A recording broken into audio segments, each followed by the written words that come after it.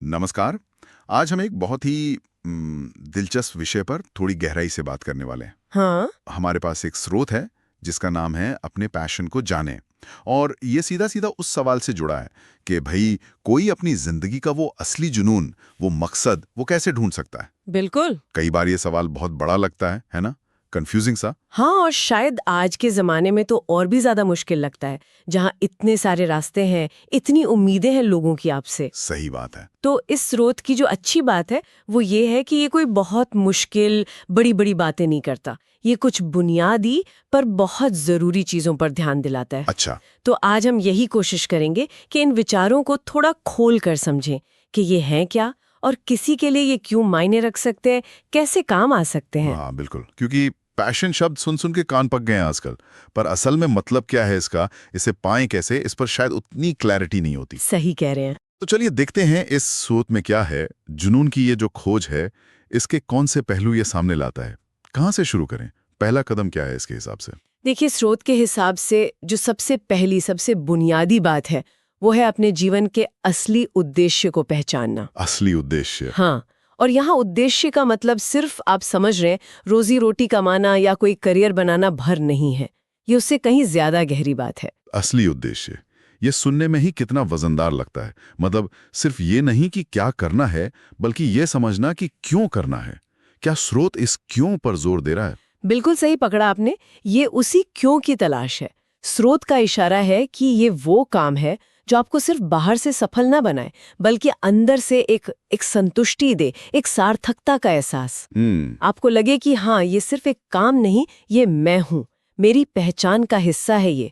और सबसे जरूरी बात, स्रोत कहता है कि ये उद्देश्य कहीं बाहर रेडीमेड नहीं रखा हुआ। अच्छा, तो कहाँ है। इसकी खोज आपके अंदर से शुरू होती है। अंदर से, इसका क्या मतलब हुआ। मतलब खुद से सवाल पूछना, मेडिटेशन करना, कैसे कैसे दिखता है ये प्रोसेस असल में, क्योंकि कई बार हमें पता ही नहीं होता कि अंदर झांके कैसे। हाँ, ये वही है आत्मचिंतन वाली बात। स्रोत शायद सीधे सीधे नुस्खे ना दे कि भाई रोज डायरी लिखो या ध्यान लगाओ, लेकिन इशारा उसी तरफ है। ये है अपने आप से कुछ ईमानदार सवाल पूछना।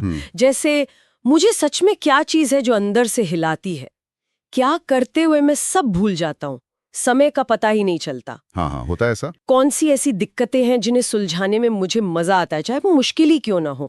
अब ये सवाल ऐसे हैं कि इनका जवाब शायद एक दिन में ना मिले। नहीं, बिल्कुल नहीं। लेकिन लगातार अपने अनुभवों पे, अपनी फीलिंग्स पे ध्यान देना। क्या चीज आपको एनर्जी देती है, क्या चीज आपको थका देती है, यही है अंदर झांकना। ये दिलचस्प है। मतलब ये कोई इंस्टेंट नूडल्स टाइप चीज नहीं है कि 2 मिनट में जवाब मिल गया। ये तो एक धीमी चलती रहने वाली प्रक्रिया है। बिल्कुल।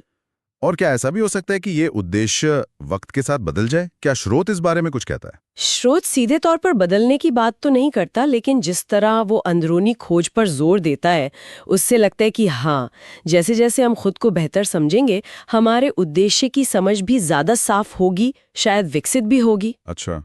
ये कोई पत्थर की लकीर नहीं है, बल्कि एक दिशा है जिसे हम लगातार और बेहतर समझने की कोशिश करते हैं। ये सिर्फ क्या नहीं, बल्कि क्यों और कैसे, इन सब से जुड़ा है। ठीक है, तो पहला सबक ये हुआ, अपने अंदर झांको और उस गहरे क्यों या उद्देश्य को समझो जो सिर्फ पैसे या स्टेटस से बढ़कर हो। अब आते हैं दूसरे पॉइंट पर। यह मुझे बड़ा मजेदार लगा। हाँ। स्रोत कहता है अपने बचपन के आकर्षणों को पहचानो, उन चीजों पर ध्यान दो जो तुम्हें बचपन में खींचती थीं। ये थोड़ा अजीब सा नहीं लगता, बचपन की तरफ वापस जाना। हाँ, अजीब इसलिए लगता है क्योंकि हम सोचते हैं कि बड़े होने का मतलब ही है बचपन को पीछे छोड़ना। लेकिन स्रोत यहाँ एक बहुत बहुत जरूरी बात कह रहा है। क्या। आप सोचिए, बचपन में जब हम किसी चीज की तरफ खिंचते हैं, मान लीजिए ड्राइंग करना या कहानियां गढ़ना या कोई चीज खोल कर देखना कि अंदर क्या है, या घंटों चींटियों को देखना, उस वक्त कोई बाहरी दबाव होता है क्या? नहीं, बिल्कुल नहीं। कोई ये नहीं सोचता कि इससे पैसे मिलेंगे या नहीं, या लोग क्या कहेंगे। एग्जैक्टली वो आकर्षण एकदम प्योर होता है ना। हाँ। स्वाभाविक। बस इसलिए कि उसमें मजा आ रहा है, एक जिज्ञासा है। हाँ, बिल्कुल। और स्रोत का तर्क यही है कि ये जो स्वाभाविक, बिना किसी मिलावट वाला झुकाव है, ये अक्सर हमारी अंदरूनी बनावट, हमारे असली स्वभाव का आईना होता है। हो सकता है इसी में हमारी कोई छुपी हुई प्रतिभा या गहरी रुचि हो, जिसे हमने बड़े होते होते, हाँ, समाज की उम्मीदें, पढ़ाई का प्रेशर, करियर की दौड़, इन सब में कहीं दबा दिया हो या भूल ही गए हो। तो ये कहना चाह रहे हैं कि अगर कोई बच्चा बचपन में अकेले बैठकर घंटों कुछ बनाता रहता था, तो शायद उसमें फोकस करने की, कुछ क्रिएट करने की नेचुरल क्षमता हो। या जो बच्चा हमेशा सवाल पूछता था, उसमें शायद जानने की, एनालाइज करने की प्रवृत्ति हो। इस तरह के सुराग। हाँ, बिल्कुल इसी तरह के सुराग। स्रोत हमें कह रहा है कि अपनी यादों में वापस जाओ, उन एक्टिविटीज को याद करो जिनमें खुशी मिलती थी, जिनमें खो जाते थे। अब लेकिन एक मिनट, जी। या ये भी तो है कि बचपन में तो आइसक्रीम खाना भी बहुत पसंद था, तो क्या वो पैशन हो गया? हाँ, नहीं, बिल्कुल नहीं। ये अच्छा सवाल है। आइसक्रीम खाना शायद पैशन ना हो। तो फिर फर्क कैसे करें कि कौन सी बचपन की रुचि सिर्फ एक दौड़ था और कौन सी में हमारे जुनून का बीज हो सकता है? हाँ, ये समझना जरूरी है। स्रोत शायद इसका सीधा फॉर्मूला ना दे, पर हम अंदाजा लगा सकते हैं। फर्क शायद इस बात में है कि वो रुचि कितनी गहरी थी, कितनी लगातार थी। क्या वो सिर्फ मजे के लिए थी या उसमें कुछ सीखने, बनाने, खोजने की भी इच्छा थी? क्या उस काम से आपको एनर्जी मिलती थी? क्या आप बिना किसी इनाम के भी उसमें लगे रहते थे? अगर इन सवालों के जवाब हाँ में है, तो वो सिर्फ एक पसंद नहीं, शायद एक गहरे झुकाव का संकेत हो सकता है। समझ गया। जैसे उन धागों को फिर से पकड़ना जिन्हें हमने छोड़ दिया था। बिल्कुल। पर यह भी तो हो सकता है कि किसी को अपने बचपन की कोई ऐसी खास रुचि याद ही ना आए। तब क्या? हाँ, मुमकिन है। सबके अनुभव एक जैसे नहीं होते। अगर सीधी यादें नहीं हैं, तो शायद घर वाले जो कहानियां सुनाते हैं, उनमें कोई सुराग मिले, या पुरानी फोटो देखकर कुछ याद आ जाए। अच्छा। लेकिन अगर फिर भी कुछ हाथ न लगे, तो इसका मतलब ये नहीं कि रास्ता बंद हो गया। जुनून खोजने के और भी तरीके हैं, जैसे अभी क्या अच्छा लगता है, क्या नया ट्राई कर सकते हैं। बचपन वाला पॉइंट बस एक खिड़की है, इकलौता दरवाजा नहीं। ठीक है, ये बात साफ हुई। तो बचपन की रुचियां हमारी नेचुरल टेंडेंसीज की तरफ इशारा कर सकती हैं। अब आते हैं तीसरे और शायद सबसे मुश्किल पॉइंट पर। कौन सा? स्रोत एक चेतावनी देता है, समाज के दबाव में आकर गलत फील्ड मत चुनो। ये बात तो मुझे लगता है हर किसी ने कभी ना कभी महसूस की होगी। हाँ, और ये चेतावनी बहुत बहुत जरूरी है, क्योंकि ये सीधे सीधे हमारी ऑथेंटिसिटी, मतलब हमारी असलियत से जुड़ी है, कि हम अपने मन की आवाज के प्रति कितने ईमानदार हैं। स्रोत यहाँ कह रहा है कि बाहरी दुनिया की आवाजें, घर वाले क्या चाहते हैं, दोस्त क्या कर रहे हैं, समाज में किस चीज की इज्जत है, किस में ज्यादा पैसा है, ये आवाजें इतनी तेज होती है कि हमारे अपनी अंदर की धीमी आवाज दब जाती है। और हम पता भी नहीं चलता कब उन रास्तों पर चल पड़ते हैं जो शायद दूसरों के लिए सही हों, पर हमारे लिए नहीं। बिल्कुल। जैसे डॉक्टर बन गए क्योंकि पापा चाहते थे, या इंजीनियरिंग कर ली क्योंकि सब दोस्त कर रहे थे, या कोई ऐसी नौकरी पकड़ ली जिसमें पैसा और सिक्योरिटी थी, भले ही दिल कहीं और लगता हो। ये तो बहुत ही आम है। बहुत आम है, और स्रोत हमें इसी जाल से सावधान कर रहा है। ये कह रहा है कि अपने जुनून को पहचानने और उस पर चलने के लिए ये जरूरी है कि हम होश में रहें, कॉन्शियसली इन बाहरी दबावों को पहचानें और उनसे बचें। मतलब ये नहीं कि किसी की सलाह ना सुने जरूर, लेकिन आखिरी फैसला हमारी अपनी समझ, अपनी खुशी, अपनी संतुष्टि पर टिका हो। लेकिन ये कहना जितना आसान है करना उतना ही मुश्किल, खासकर हमारे जैसे समाज में जहां परिवार, समाज, लोग क्या कहेंगे, ये बहुत मायने रखता है। इस शोर को अनदेखा करें कैसे? क्या स्रोत कोई प्रैक्टिकल तरीका बताता है? स्रोत शायद कोई स्टेप बाय स्टेप गाइड न दे, पर उसका जोर सचेत चुनाव पर है, कॉन्शियस चॉइस। अच्छा। है जागरूकता, पहचानना कि कौन सी इच्छा मेरी अपनी है और कौन सी बाहर से आई है। इसके लिए फिर वही खुद से बात करना काम आता है।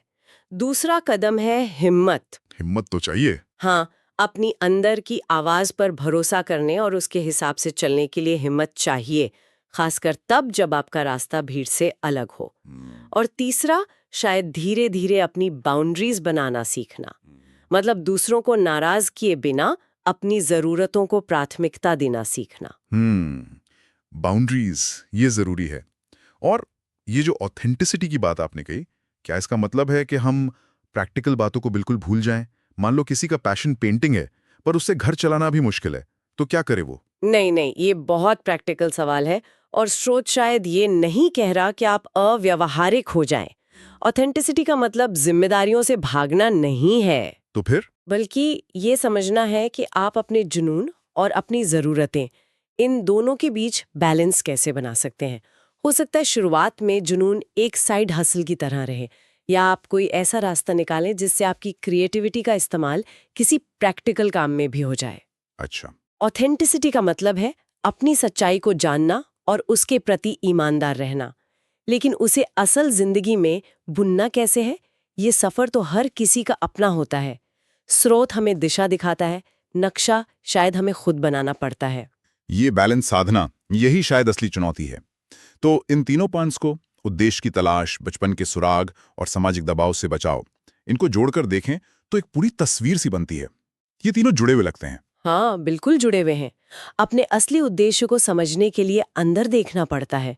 बचपन की रुचियां उस अंदर की दुनिया की झलक दे सकती है, और ये दोनों कर पाने के लिए जरूरी है कि हम बाहर का शोर, मतलब समाज का दबाव, कम कर सके।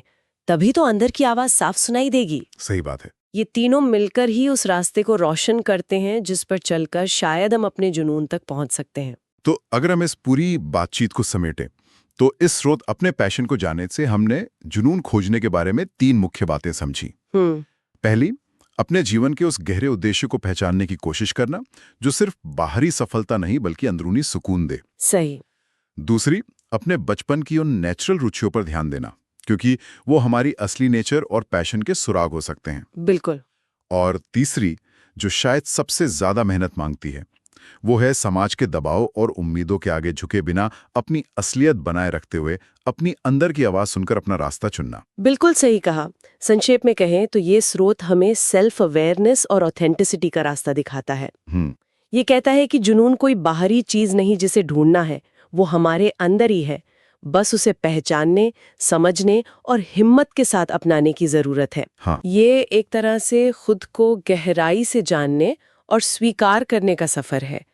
बाहरी पैमानों के बजाय अपने अंदर के कंपस पर भरोसा करने की सीख है। और जैसा कि हमने पहले भी बात की, ये सफर शायद कोई मंजिल नहीं बल्कि एक लगातार चलने वाली प्रक्रिया है।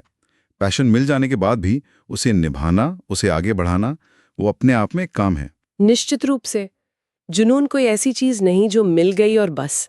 वो एक जिंदा एनर्जी की तरह है जिसे पानी देते रहना पड़ता है, सींचते रहना पड़ता है, वक्त और हालात के साथ उसे ढालना पड़ता है। इसी बात से जुड़ा एक सवाल या एक विचार में यहाँ छोड़ना चाहूंगा जिस पर आगे सोचा जा सकता है। जरूर। मान लीजिए इस स्रोत से प्रेरणा लेकर या अपनी कोशिशों से किसी को ये एहसास हो जाता है कि हाँ, शायद यही मेरा जुनून है। पहचान तो हो गई, लेकिन उसके बाद क्या? उस जुनून को असल जिंदगी में उतारना, उसे बनाए रखना, खासकर जब वो शुरू का जोश ठंडा पड़ जाए और रोज की मुश्किलें सामने आए, तब क्या करना पड़ता है? हाँ, ये बहुत अहम सवाल है। जुनून को सिर्फ पहचान लेना और उसे असल में जीना, इन दोनों के बीच का जो फासला है वो कैसे तय होता है? चलिए इस सवाल पर सोचने के लिए छोड़ते हैं।